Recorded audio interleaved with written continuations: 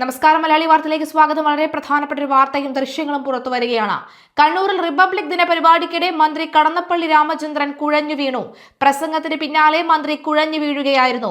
ഉടൻ തന്നെ അദ്ദേഹത്തെ ആംബുലൻസിൽ കയറ്റി ആശുപത്രിയിലേക്ക് കൊണ്ടുപോയിട്ടുണ്ട്. ബോധരഹിതനായാണ് കുഴഞ്ഞു വീണതെങ്കിലും പിന്നീട് ആംബുലൻസിലേക്ക് എത്തിയപ്പോഴേക്കും അദ്ദേഹം സാധാരണ നിലയിലായി എന്നാണ് വ്യക്തമാകുന്നത്. അദ്ദേഹം സംസാരിച്ചുകൊണ്ടിരുന്നപ്പോഴാണ് അദ്ദേഹത്തിന് ഓർമ്മ നഷ്ടപ്പെടുകയും നാവ് കുഴയുകയും ഒക്കെ തോന്നിയത്.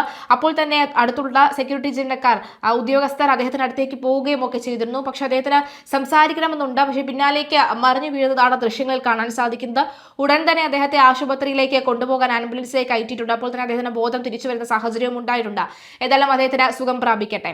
സംസ്ഥാനത്ത് റിപ്പബ്ലിക് ദിന ആഘോഷത്തിന്റെ ഭാഗമായി തിരുവനന്തപുരം സെൻട്രൽ സ്റ്റേഡിയത്തിൽ ഗവർണർ രാജേന്ദ്ര ആർലേക്കർ പതാക ഉയർത്തി. സെൻട്രൽ സ്റ്റേഡിയത്തിലെ പരേഡ് ഗവർണർ പരിശോധിച്ചു. തുടർന്ന് പരേഡുകൾ ഗവർണർക്ക് അഭിവാദ്യം അർപ്പിച്ചു. വ്യോമസേനയിൽ നിന്നുള്ള വികാസ് വസിഷ്ഠിന്റെ നേതൃത്വത്തിലാണ് പരേഡുകൾ അണിനിരുന്നത്. മുഖ്യമന്ത്രി പിണറായി വിജയൻ, മന്ത്രിമാരായ വി ശിവൻകുട്ടി, GR അനിൽ തുടങ്ങിയവരും MLA-മാരും സെൻട്രൽ സ്റ്റേഡിയത്തിൽ എത്തിയിട്ടുണ്ട്.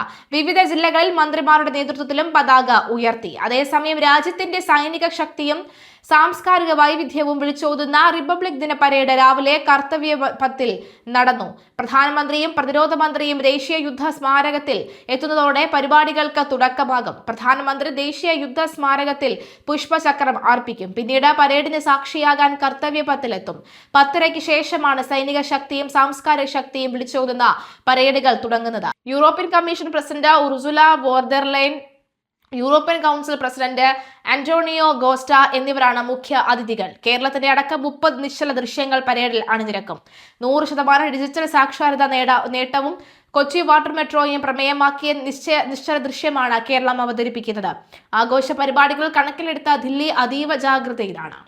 ഏതായാലും കടന്നപ്പള്ളിയുടെ ആശുപത്രിയിൽ നിന്നുള്ള വിവരങ്ങൾ പുറത്തുവരുമ്പോൾ ആശ്വാസകരമായ വാർത്തകൾ തന്നെയാണ്.